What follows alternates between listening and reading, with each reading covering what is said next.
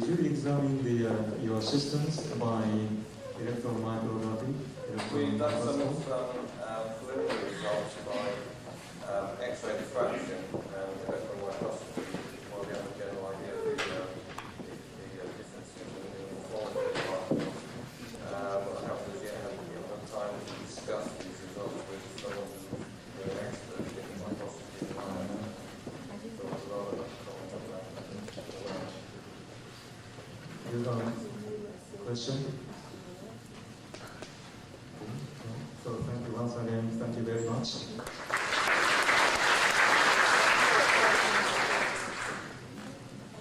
The next paper is the last paper of this first session. The paper will be read out by Professor Neimark, Princeton, USA.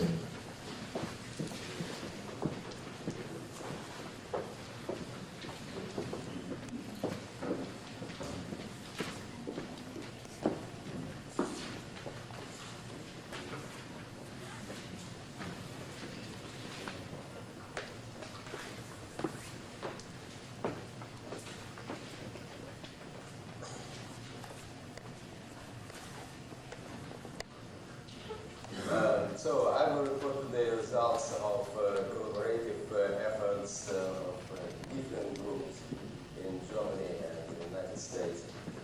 And the major objective of our research was to test the predictive capabilities of non-local density functional model against nitrogen and argon absorption on a reference adsorbent. Currently, density functional theory is regarded as maybe the most reasonable tool for predicting absorption and calculating pore size distributions in nanomaterials. It was shown in many publications that qualitatively density functional theory describes absorption phenomena and some peculiarities of hysteresis in nanomaterials. But the question to what extent density functional theory can be applicable quantitatively is still open, and mostly because of the lack of reliable experiments provided with well-characterized reference materials. To accomplish this goal, we first in this group synthesized reference samples of MCM-41 material with a uniform form of different sizes, and we characterized the structure with X-ray diffraction and gas absorption. Then the very important factor is parameters which we used for our theoretical calculations. And so we determined parameters which we believe may describe quantitatively absorption phenomena in these materials. And based on this model, we developed methods for calculating pore size distributions which are applicable not only for these reference materials, but for a wide class of other silica-based mesoporous materials. And also, this density functional theory is helpful, so we gain a better understanding of absorption equilibrium and hysteresis processes in nanoconfinements. So first, some information regarding these reference samples. We selected 5 samples synthesized in groups of Professor Unger and Professor Schut. They synthesized many samples, but we selected these 5 because first that we believe that the structure was regular, and also with these samples we can trace different hysteresis phenomena, development of the hysteresis phenomena in the materials with the increase of size of pore channels. So this results of X-ray diffraction, which shows that the structure is a regular structure, hexagonal structure of regular channels, and this spacing varied from 38 angstrom to 58 angstrom, so we covered a wide range of pores. And to characterize these materials precisely, we measured nitrogen absorption at 77 K and argon absorption at 77 K below triple point and at 87 K at boiling point of nitrogen. So, and I will show first this isotope. So, with for the sample with the most narrow pores, we didn't observe hysteresis for all these three isotopes, even for argon at 77 K. So, also here, this sharp uptake for nitrogen, for argon at 77 K is related to solidification of the nitrogen, because we use as saturation pressure for argon, saturation pressure of supercooled liquid argon. And we have some reasonable support for this. So, with the increase of pore size, first, we observed a very narrow triangle type hysteresis at 77 K for argon. Then, for pores which are a little bit wider, we observe this triangle type hysteresis at 87 K and very pronounced almost hysteresis with almost parallel this absorption and desorption branches for 77 K and still no hysteresis for nitrogen. And for the most wide pores, it's pores of for material with spacing of 56 angstrom. Now we observe narrow triangle type hysteresis for nitrogen and well-defined hysteresis loops for argon. So these samples are good from the point of view of serving as a reference samples. So for theoretical calculations, we use the non-local density functional model developed previously. So we use the model of independent cylindrical pores and Tarazon's version of the theory. It was a model for Lennard-Jones potential, and the most important thing is the parameters. The parameters for fluid and fluid-solid interactions. We obtain these parameters first for fluid-fluid interaction in order to reproduce liquid-gas bulk equilibrium in this system. So densities, pressures as the most important surface tension.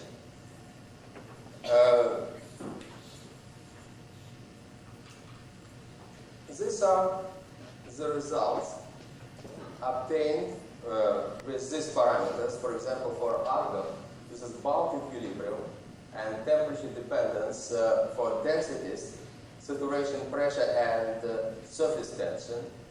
And the fitting is perfect.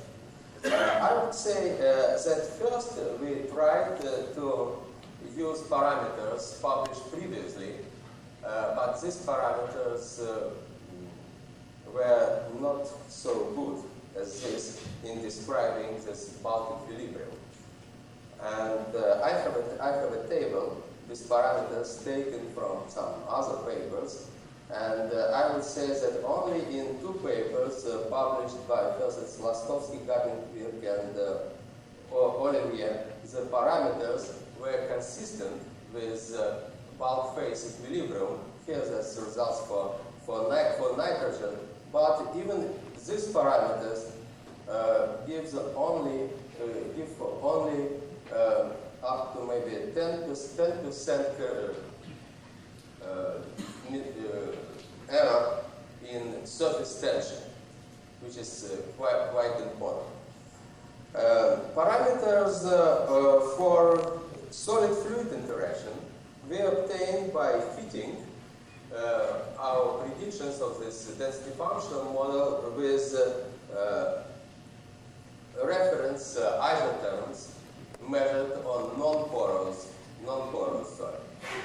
So, and then with these parameters in hand, we predicted absorption phenomena in pores without any additional adjustable parameters. So, as a result of our calculations, we obtained first, of course, density profiles in pores, and this is one of the examples of our calculations. It's density profile of argon in a very wide pore. I would like to show with this example that there is a difference between the behavior of argon at 77 K and 87 K in such a pores.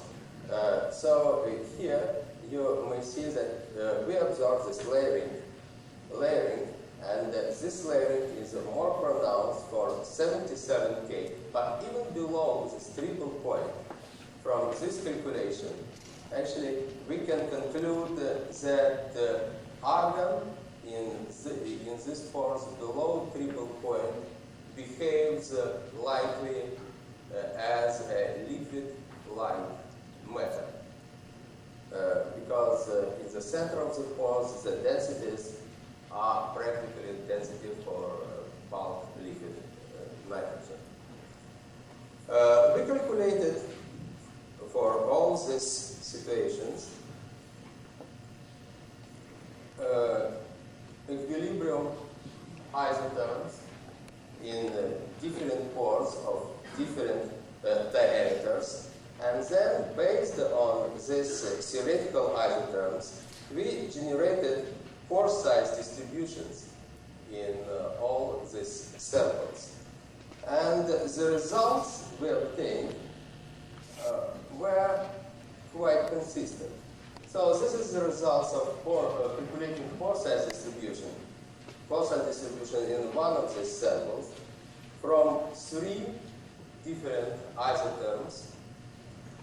And so these two isotherms,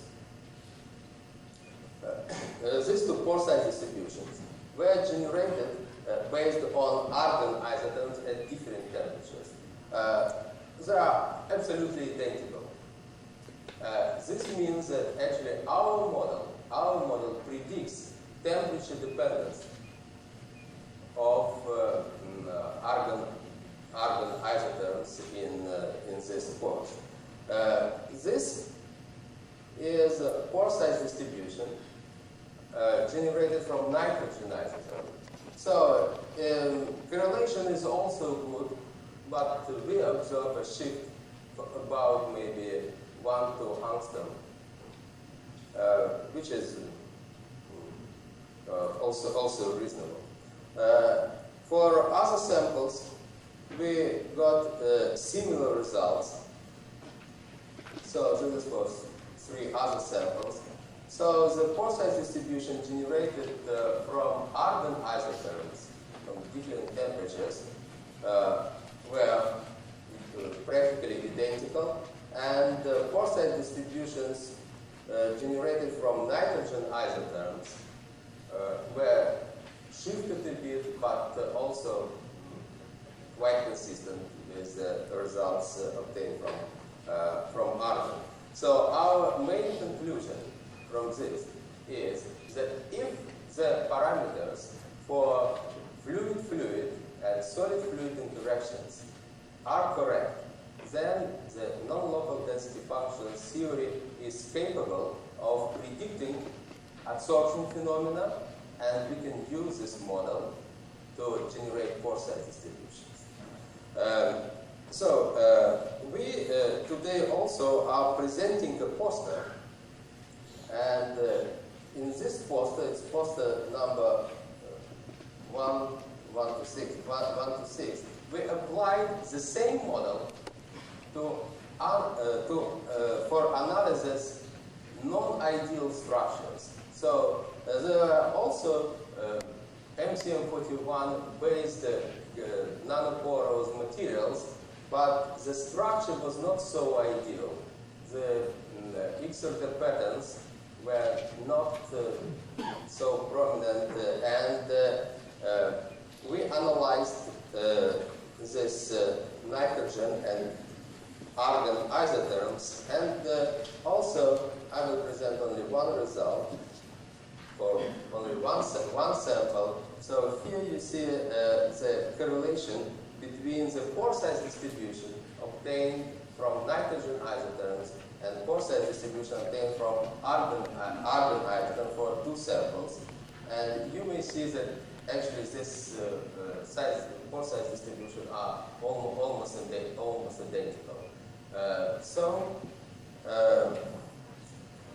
The main conclusions are that first now we have these reference samples with uniform forms, varies from 32 to 45 angstroms, and these reference samples can be used not only for verification of density function theory, but as reference samples in general for adsorption studies. And so we developed this density functional theory with consistent parameters. And actually we recommend using this model for characterizing different materials. So this is the main conclusion. And also it's interesting that I think that we now have some foundations, experimental and theoretical, post-theoretical, to judge that below critical point in nanopores we have a liquid-like state of matter. And so the acknowledgement to water control preparation for support and to doctors or Dr. and Matsumoto for synthesis some of the samples we used. So thank you for your attention.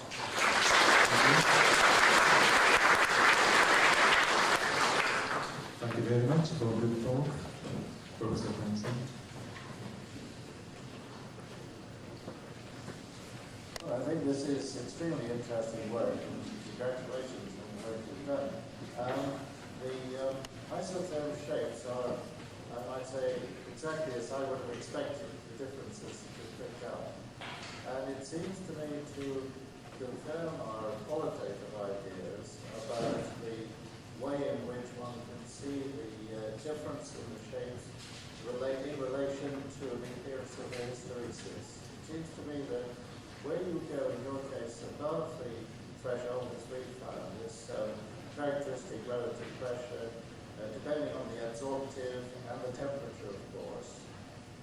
When one goes in the higher range of relative pressure, so you see the appearance of hysteresis and associated with the delayed phase transformation, condensation process, delayed phase transformation, first order phase transformation.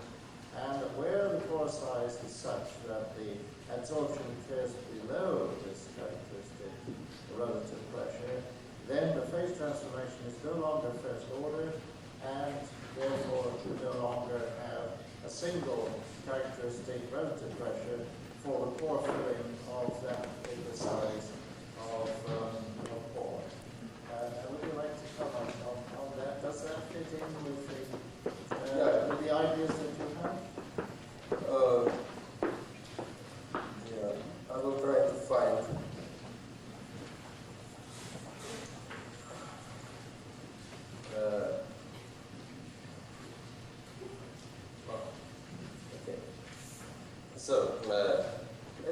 This is a typical result, theoretical result of calculation of this hysteresis behavior in such kind of nanopores. So first, what we observe in these ideal structures and our ideal model is that actually this delayed capillary condensation is also associated with layering. With layering. So we observe absorption first in the first layer, in the second layer, and then spontaneous capillary condensation.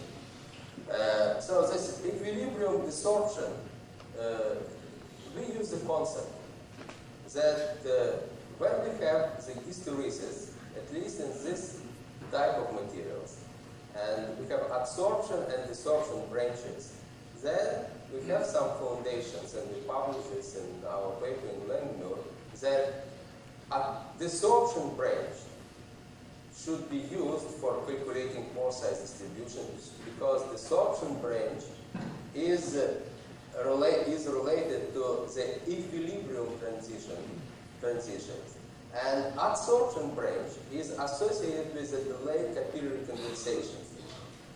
And this I will agree with you absolutely. Also, what is interesting on this picture, on this figure, that we yesterday Bill Steele gave a very interesting conclusion that actually this capillary condensation transition was not very sensitive to the geometrical heterogeneity of the surface. Here, also, we have some theoretical calculations which support that this transition also is not so sensitive to the interactions, fluid-solid interactions. So the most important factor is fluid-fluid interactions, and this is why parameters which would predict correctly surface tension are really necessary. Yeah. Okay.